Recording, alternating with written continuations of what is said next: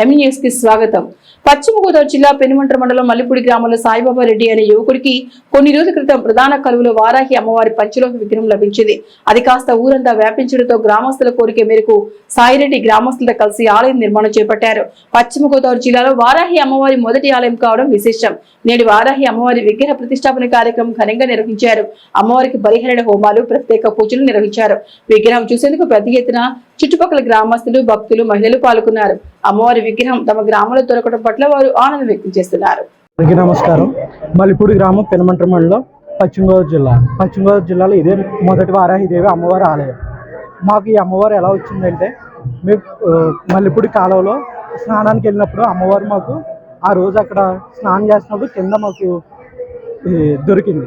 అది కూడా ఎలా అంటే ఫస్ట్ కాలు గుచ్చుకుంది. ఏంటని మేము తీయలేదు. తర్వాత ఏంటని చెప్పి తీసేవాడికి అమ్మవారి విగ్రహం. ఆ రోజు నుంచి మేము మా ఇంట్లో పెట్టుకుని పూజించాం. మాకు అప్పటి నుంచి కూడా ఇంట్లో అంత సుఖ సంతోషాలతో, డబ్బుకి ఏంటి దేనికి కూడా మాకు లోటు లేకుండా ఉంది.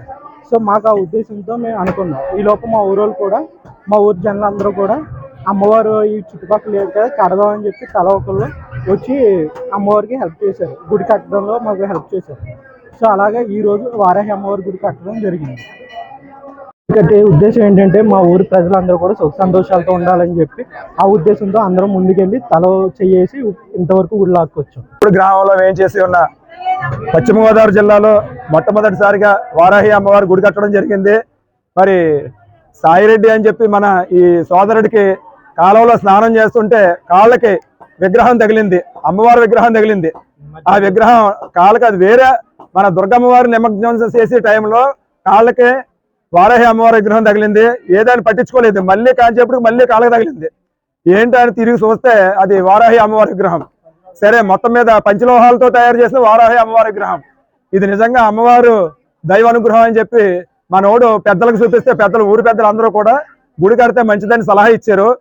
చిన్నవాడైనా సరే చాలా కష్టపడి వీడి సొంత డబ్బు కొంత వేసి కొంత సందాల రూపంలో మొత్తం మీద ఈ వారాహి అమ్మవారి గుడి పునర్నిర్మాణం జరిగింది. మొత్తం పూర్తి అవడం జరిగింది. అయినప్పటికీ మనకి ఇంకా చాలా వర్క్ ఉంది. మరి ఎవరైనా సరే సందాల రూపంలో ఇస్తే కనుక ఇంకా మిగిలిన పనులు కూడా పూర్తి అవుతాయి. ఇక్కడ ఆల్రెడీ ముందుగానే శివాలయం, విష్ణులయం రెండూ ఉన్నాయి.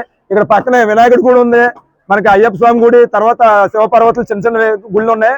ఇప్పుడు వారాహి అమ్మవారి గుడి కూడా రావడం చాలా సంతోషం. అలాగే ఊరు ప్రజలందరూ చల్లగా ఉండాలి. ఈ ఊరు ప్రజలతో పాటు జిల్లా, మన రాష్ట్రం, మన దేశం అంతా కూడా చల్లగా ఆయురారోగ్యాలతో ఆనందంగా అమ్మవారి దీవెనలతో తొలతోగాలని చెప్పి నేను మనస్ఫూర్తిగా కోరుకుంటున్నాను. మరి పశ్చిమ గోదావరి జిల్లాలో ఇదే వారాహి అమ్మవారి మొదటి గుడి. అందరూ బాగుండాలి. జై వారాహి అమ్మవారికి, జై వారాహి అమ్మవారికి, జై వారాహి అమ్మవారికి. జిల్లాకి మొట్టమొదటి వారాహిదేవి గుడి ఒక్క మంచి సంకల్పం ఇది. ఆయనకి విగ్రహం దొరికినప్పటి నుంచి ఈ రోజు వరకు గ్రామస్తుల తోడ్పాటుతో పాటు ఒక్క మనిషి అన్ని చేసుకున్నాడు. పైగా ఇక్కడ అమ్మవారి విగ్రహం దొరకడం, పైగా పశ్చిమ గోదావరి జిల్లాలోని ఇదే మొదటిది కావడం, అమ్మవారు దొరికినప్పటి నుంచి కూడా వీఆర్ ఫీలింగ్ బ్లెస్డ్. మాకు అమ్మవారి యొక్క అనుగ్రహం ఉంది. పైగా ఈ రోజు అమ్మవారు వచ్చి స్వయంగా ఆవిడ మాటల్లో ఆవిడ చెప్పారు కూడా. ఒక ఆవిడ మీదకి వచ్చి మేము ఇక్కడ ఉన్నాను అని చెప్పారు. మేము చందాలు ఇవి అని అందరినీ అడగం, కానీ విజిట్ చేయండి. మీకు అనిపించింది, మీరు అమ్మవారిని ఏదైతే బ్లెస్సింగ్ అనుకున్నారో అది జరిగినప్పుడు మా గుడికి మీరు హెల్ప్ చేయండి. అందరికీ మరిన్ని తాజా వార్తా విశేషాల కోసం ఎంన్యూస్ ని సబ్స్క్రైబ్ చేయండి, మీ మిత్రులకు షేర్ చేయండి.